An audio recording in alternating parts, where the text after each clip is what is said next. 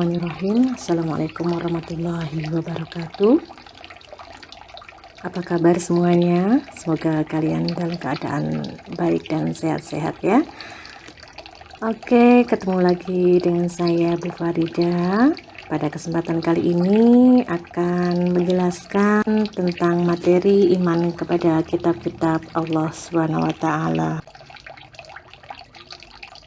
Kita mulai pembahasan yang pertama, yaitu mengenai pengertian iman kepada kitab-kitab Allah Subhanahu wa taala. Namun sebelum itu, saya jelaskan terlebih dahulu apa itu iman. Iman secara bahasa adalah percaya atau yakin, sedangkan menurut istilah, iman adalah meyakini dengan hati, diucapkan dengan lisan, dan dibuktikan dengan perbuatan. Sedangkan untuk pengertian kitab, kalau secara bahasa, kitab adalah buku. Sedangkan menurut istilah, kitab adalah buku yang berisi wahyu atau firman Allah SWT. Nah, dari dua pengertian itu dapat ditarik kesimpulan bahwa iman kepada kitab-kitab Allah SWT adalah meyakini dengan sepenuh hati bahwa Allah Subhanahu wa taala telah menurunkan kitab kepada para nabi dan rasul untuk disampaikan kepada umat manusia sebagai pedoman hidup. Kitab-kitab Allah Subhanahu wa taala itu apa saja sih? Ada berapa jumlahnya? Kemudian diturunkan kepada nabi siapa? Mari kita bahas satu persatu. Kitab-kitab Allah Subhanahu wa taala jumlahnya ada 4. Yang pertama Taurat, kemudian Zabur, terus Injil, dan yang terakhir adalah Al-Quran. Jadi kitab-kitab Allah SWT ada 4. Nah, 4 kitab ini disebut dengan kitab samawi. Apa itu kitab samawi? Kitab samawi adalah kitab yang berasal dari langit. Sumbernya dari Allah Subhanahu wa taala. Kita bahas kitab per kitab ya. Yang pertama adalah kitab Taurat. Kitab Taurat diturunkan kepada Nabi Musa alaihissalam di Mesir, kemudian bahasa yang digunakan adalah bahasa Ibrani. Dan kitab ini merupakan pedoman bagi kaum Bani Israel, yaitu kaum Nabi Musa alaihissalam. Kitab Taurat berisi 8 larangan dan 2 perintah. Yang kedua ada kitab Zabur. Diturunkan kepada Nabi Daud alaihissalam, turunnya di Darussalam. Bahasa yang digunakan adalah bahasa Kipti. Kitab Zabur merupakan pedoman bagi kaumnya Nabi Daud. Bisa disebut juga kaum Bani Israel. Kitab Zabur berisi tentang nyanyian. Tapi nyanyian ini bukan sembarang nyanyian. Karena nyanyian yang dijelaskan di dalam Zabur adalah nyanyian pujian kepada Allah Subhanahu wa ta'ala. Ada juga tentang zikir, doa, nasihat, dan juga ada hikmah. Kemudian yang ketiga yaitu kitab Injil. Kitab ini diturunkan kepada Nabi Isa alaihissalam di kota Yerusalem. Bahasa yang digunakan adalah bahasa Suryani. Kitab Injil dijadikan pedoman bagi kaum Bani Israel. Isinya tentang tuntunan hidup zuhud. Zuhud ini adalah yang mementingkan atau perbuatan-perbuatan yang mementingkan kehidupan akhirat. Jadi yang dikejar hanya akhirat yang sifatnya kekal, abadi, tapi tanpa mempedulikan dunianya, tanpa mempedulikan kehidupan dunia. Itu yang disebut dengan zuhud. Selain isinya tentang tuntunan hidup zuhud, ada juga penjelasan tentang isi dari kitab-kitab yang sebelumnya, yaitu Taurat dan Zabur. Kitab yang keempat yaitu Al-Quran. Ini kitab yang terakhir ya, karena diturunkan kepada Nabi Muhammad SAW yang notabene-nya adalah Khotamul Anbiya, yaitu Nabi yang terakhir, sehingga masa berlakunya Al-Quran ini lebih lama karena sampai akhir zaman. Beda dengan kitab Taurat, Zabur, dan Injil, sudah tidak berlaku seiring adanya Al-Quran. Tapi kalau Al-Quran berlakunya sampai akhir zaman. Nah, Al-Quran ini turun di dua tempat, yaitu di Mekah dan di Madinah. Bahasa yang digunakan yaitu bahasa Arab. Kalau ketiga kitab sebelumnya merupakan pedoman bagi kaum Bani Israel, hanya satu umat saja ya. Tapi kalau Al-Quran merupakan pedoman bagi seluruh umat manusia. Dan isinya atau kandungannya yang dijelaskan di dalam Al-Quran, materinya itu banyak sekali.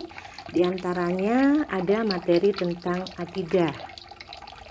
Akidah ini menjelaskan tentang keimanan. Kemudian ada juga akhlak.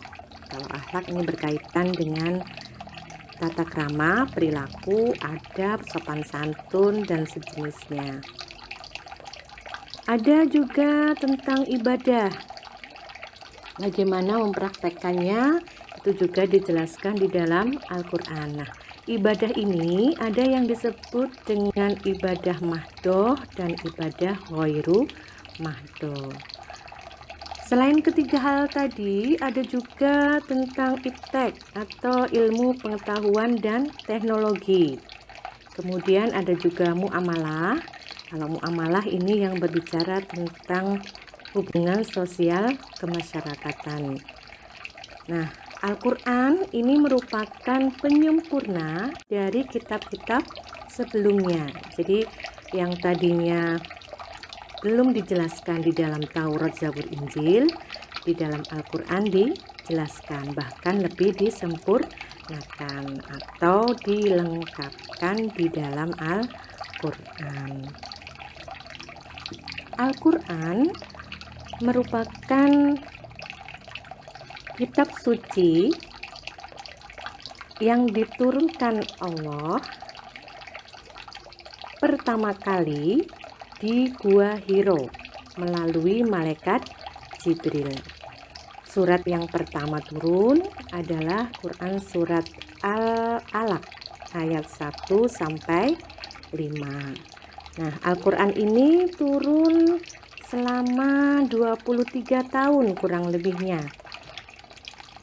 13 tahun di Mekah dan kemudian 10 tahun di Madinah.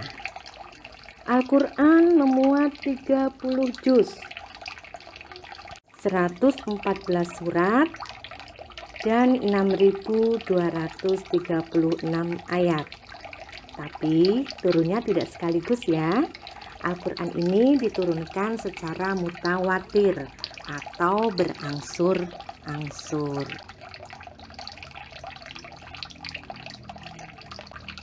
Iman kepada kitab-kitab Allah SWT ini merupakan bagian dari rukun iman, yaitu rukun iman yang ketiga.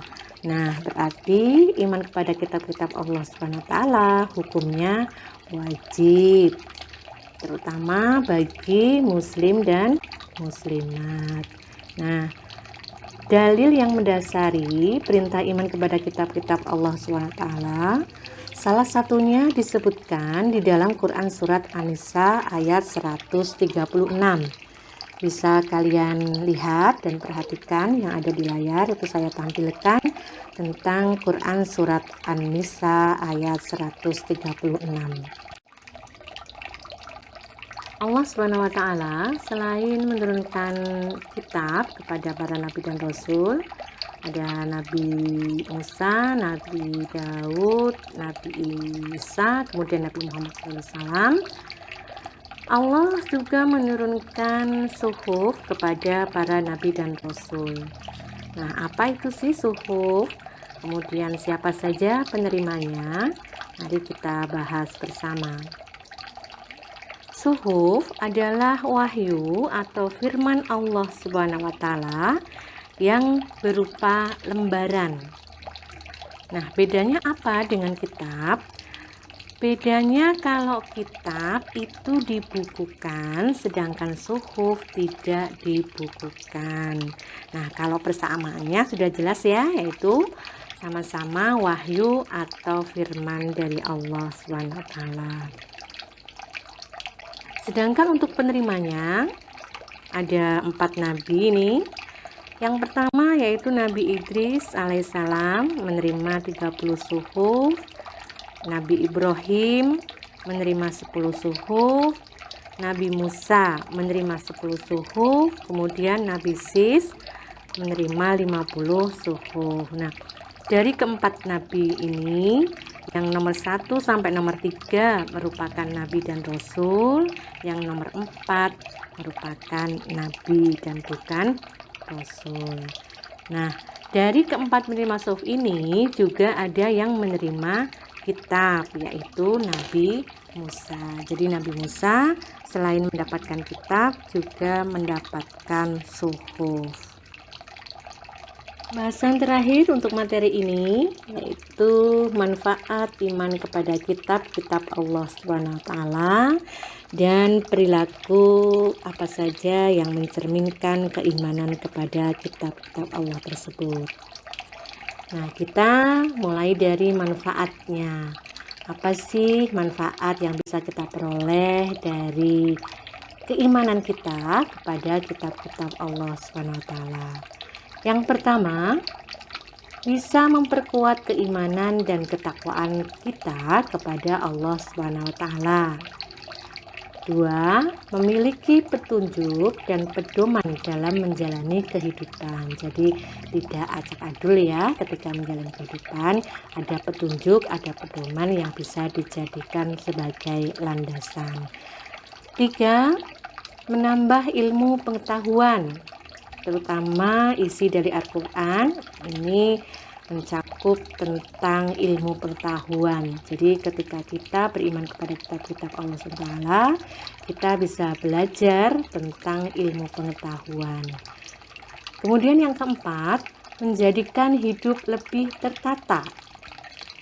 Yang kelima, menumbuhkan sikap optimis dalam meraih kebahagiaan dan kesuksesan, bukan hanya di dunia tetapi juga di akhirat, karena kita harus menjalankan prinsip keseimbangan. Jangan hanya mengejar dunia saja melupakan akhirat, ataupun demikian sebaliknya. Jadi dunia akhirat harus dikejar semuanya.